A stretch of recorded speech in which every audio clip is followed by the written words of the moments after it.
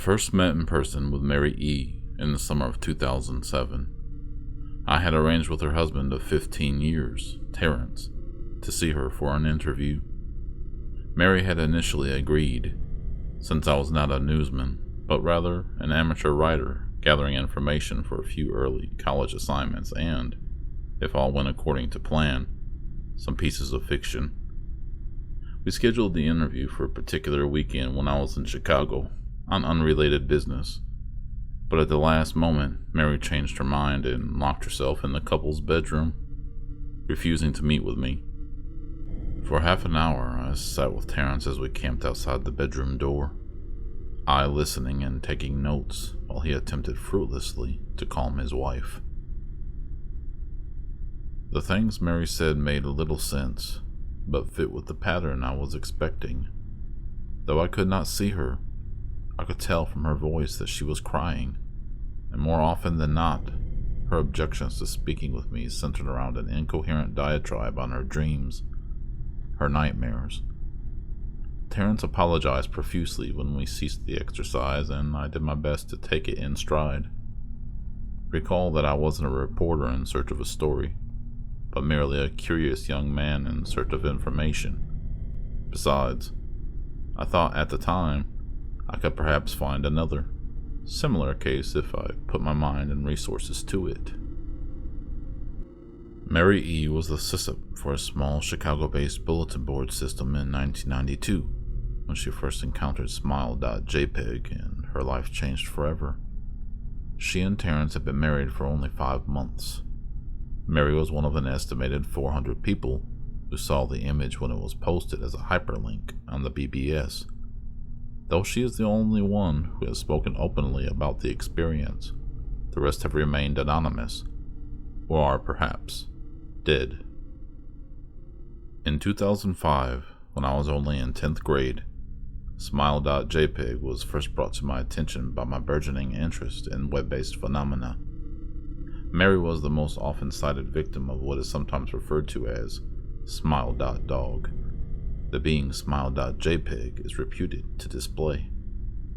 What caught my interest, other than the obvious macabre elements of the cyber legend and my proclivity towards such things, was the sheer lack of information, usually to the point that people don't believe it even exists, other than as a rumor or hoax. It is unique because, though the entire phenomenon centers on a picture file, that file is nowhere to be found on the internet. Certainly many photo-manipulated simulacra litter the web, showing up with the most frequency on sites such as the image board 4chan, particularly the focused paranormal subboard.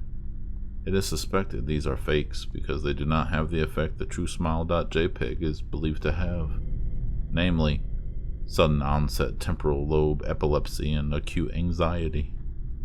This purported reaction in the viewer is one of the reasons the phantom-like smile.jpg is regarded with such disdain, since it is patently absurd, though depending on whom you ask, the reluctance to acknowledge smile.jpg's existence might be just as much out of fear as it is out of disbelief. Neither smile.jpg nor smile.dog is mentioned anywhere on Wikipedia, though the website features articles on such other, perhaps more scandalous, shock sites as hello.jpg or 2 Girls 1 Cup. Any attempt to create a page pertaining to smile.jpg is summarily deleted by any of the encyclopedia's many admins. Encounters with smile.jpg are the stuff of internet legend. Mary E.'s story is not unique. There are unverified rumors of smile.jpg showing up in the early days of Usenet, and even one persistent tale that in 2002, a hacker flooded the forums of humor and satire website, something awful with a deluge of smile.dog pictures, rendering almost half the forum's users at the time epileptic. It is also said that in the mid to late 90s, that smile.jpg circulated on Usenet, and as an attachment of a chain email with the subject line, "Smile, God loves you." Yet despite the huge exposure these stunts would generate, There are very few people who admit to having experience of them, and no trace of the file or any link has ever been discovered. Those who claim to have seen smile.jpg often weakly joke that they were far too busy to save a copy of the picture to their hard drive. However, all alleged victims offer the same description of the photo: a dog-like creature, usually described as appearing similar to a Siberian husky, illuminated by the flash of the camera, sits in a dim room, the only background detail that is visible being a human hand extending from the darkness near the left side of the frame. The hand is empty, but is usually described as beckoning. Of course, most attention is given to the dog, or dog creature, as some victims are more certain than others about what they claim to have seen. The muzzle of the beast is reputably split in a wide grin, revealing 2 rows of very white, very straight, very sharp, very human-looking teeth. This is, of course, not a description given immediately after viewing the picture, but rather a recollection of the victims who claim to have seen the picture endlessly repeated in their minds during the time they are in reality having epileptic fits. These fits are reported to continue indeterminably, often while the victims sleep, resulting in very vivid and disturbing nightmares.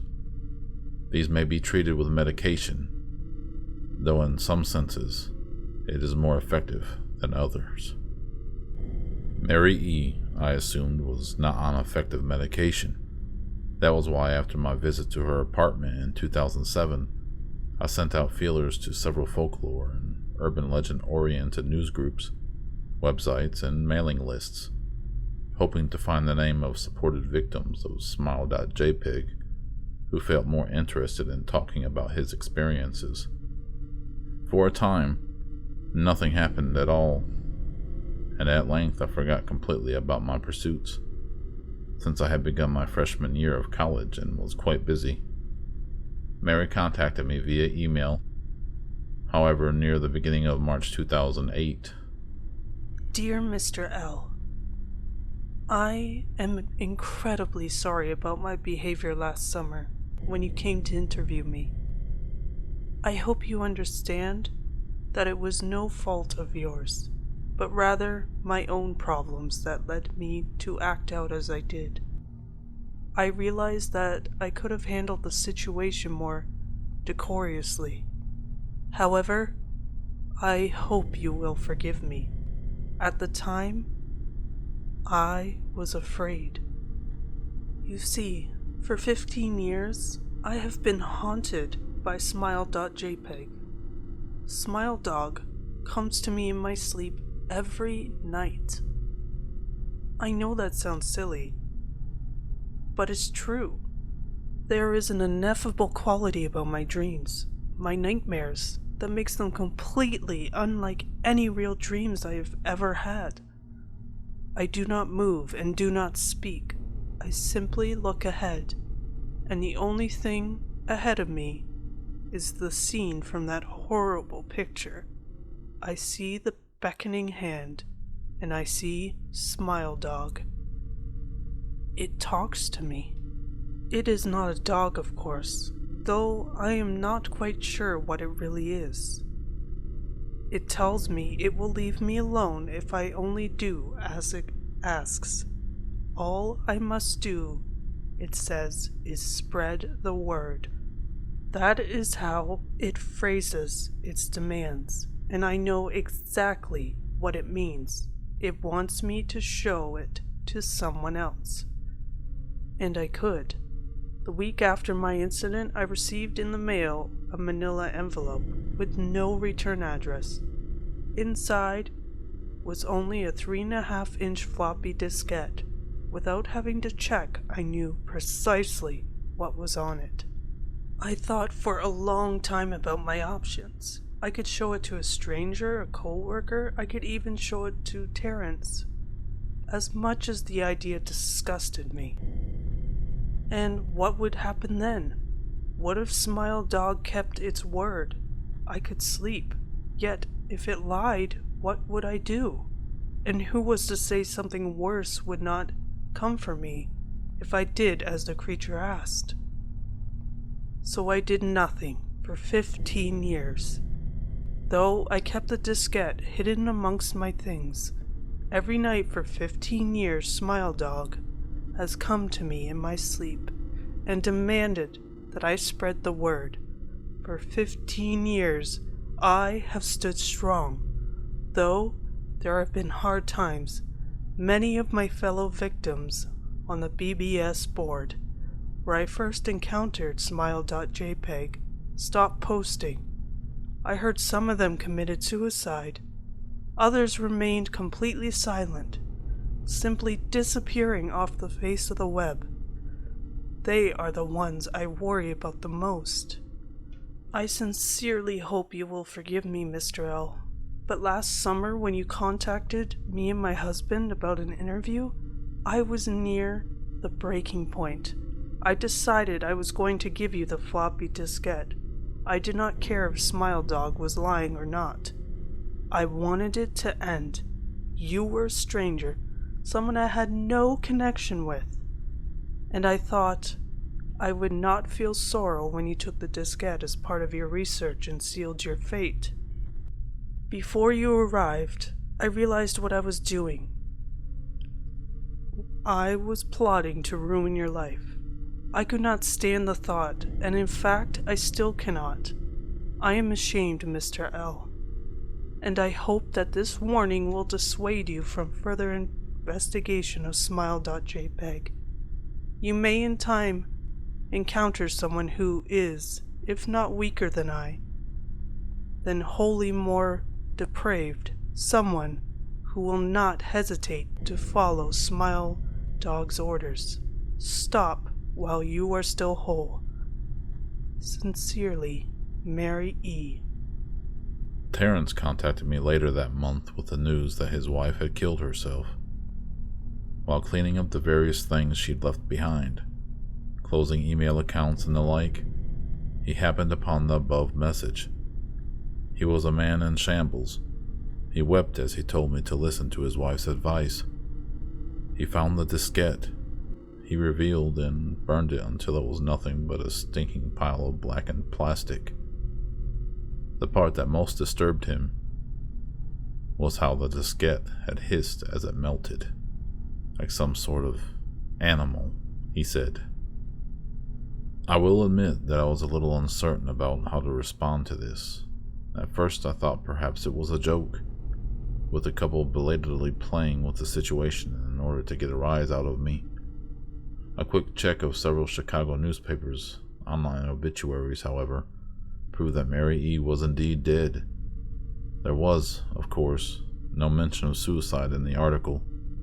I decided that, for a time at least, I would not further pursue the subject of smile.jpg, especially since I had finals coming up at the end of May. But the world has odd ways of testing us. Almost a full year after I'd returned from a disastrous interview with Mary E., I received another email. This was from LZahar82. Hello. I found your email address through a mailing list. Your profile said you were interested in SmileDog. I have seen it. It is not as bad as everyone says. I have sent it to you here. Just spreading the word. The final line chilled me to the bone. According to my email client, there was one file attachment called, naturally, smile.jpg. I considered downloading it for some time. It was most likely a fake, I imagined, and even if it weren't, I was never wholly convinced of smile.jpg's peculiar powers. Mary E.'s account had shaken me, yes, but she was probably mentally unbalanced anyway. After all, how could a simple image do what smile.jpg was said to accomplish? What sort of creature was it that could break one's mind with only the power of the eye? And if such things were patently absurd, then why did the legend exist at all? If I downloaded the image, if I looked at it, and if Mary turned out to be correct, If smile.dog came to me in my dreams demanding I spread the word, what would I do? Would I live my life as Mary had, fighting against the urge to give in until I died? Or would I simply spread the word, eager to be put to rest? And if I chose the latter route, how could I do it? Whom would I burden in turn? If I went through with my earlier intention to write a short article about smile.jpg, I decided I could attach it as evidence, and anyone who read the article, anyone who took interest, would be affected. And even assuming the smile.jpg attached to the email was genuine, would I be capricious enough to save myself in that manner? Could I spread the word? Yes. Yes, I could.